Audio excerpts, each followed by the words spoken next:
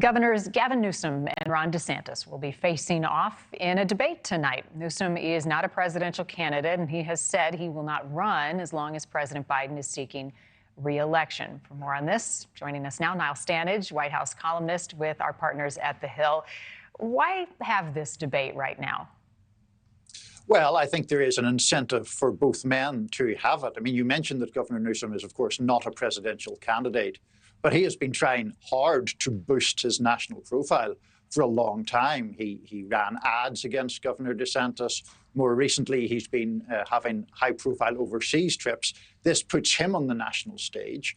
For Governor DeSantis, there isn't the danger that he has experienced in the Republican debates of being overshadowed by other candidates, particularly Nikki Haley. This allows Governor DeSantis to really be the standard bearer of the conservative, Republican, red state case against a liberal Democrat from the biggest blue state. Speaking of Nikki Haley, she's seen the most momentum, certainly in New Hampshire in some of these recent polls, but she still has her work cut out for her. Donald Trump has a commanding lead. The math just isn't adding up. Do you foresee that changing in the month ahead?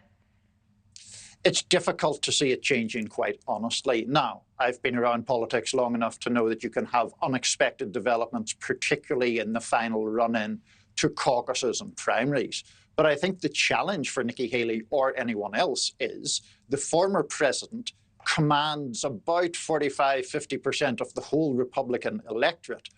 How are you going to shake those Republican or those Trump supporters loose within the Republican Party? That's just not clear. Now, we do know that Nikki Haley is getting more backing from big donors and big organizations, most recently Americans for Prosperity.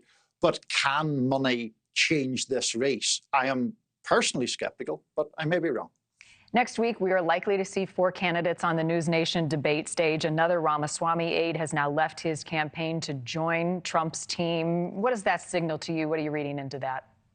I think it signals that Vivek Ramaswamy is exceptionally unlikely to be the Republican nominee for president. There was some excitement around Mr. Ramaswamy when he first got into the race. He's younger. He's not a traditional politician. He's marked out in various other ways. But one key point, Marni, is that his unfavourable numbers have risen very noticeably over the course of his campaign. The most memorable moment of the last debate was Nikki Haley hitting back at Vivek Ramaswamy after he came at her daughter for the daughter's use of TikTok. So, I think that Mr. Ramaswamy's fortunes are declining, and that's why you see things like staff departures. Do you expect his approach to be more tepid at the upcoming debate? Will that change his strategy at all, which has been his MO?